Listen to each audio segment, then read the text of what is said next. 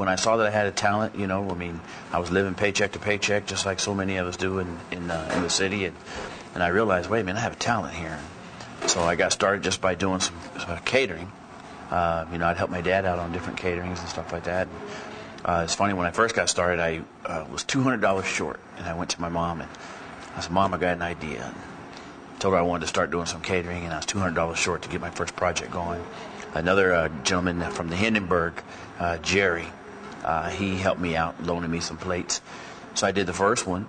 It went pretty good. Took the money from that, paid my mom back first. Then from there, I did it again, and then it's just been a kind of a repetitious thing. My first big venture started out with the Santa Teresa Speedway, and I was operating out of trailers, concessions out of trailers. So I was feeding, you know, thousands of people a night. Then I saw that there's a lot of good money in that, but it wasn't so much the money; it was the joy of watching people eat the food. And then it's funny how I got into the restaurant, to the actual barbecue restaurant. I had called my mom up one day, and things were going well with the barbecue and the speedways. And I asked her, I says, Mom, I said, let's go buy a Subway. And she says, I'm not hungry. I said, no, not the sandwich, the store. So, you know, as you know, I had the Subway right here at Dyer and Fred Wilson, store 6388. Once I got in there, things were going really well with that and going really well with the barbecue. And people were eating my ribs. I just couldn't believe the way they were eating them. And a guy told me, he says, you should open up a restaurant. There's some other people, you should open up a restaurant. Honestly, I didn't want a barbecue restaurant. You know, I really enjoy the catering. I like, you know, watching the people. But it was just something big about the way they were eating the ribs. So I asked this one guy, he was on the police department. I said, are they really that good? And he told me, he says, I don't even eat pork. So I said, well, maybe I have something here.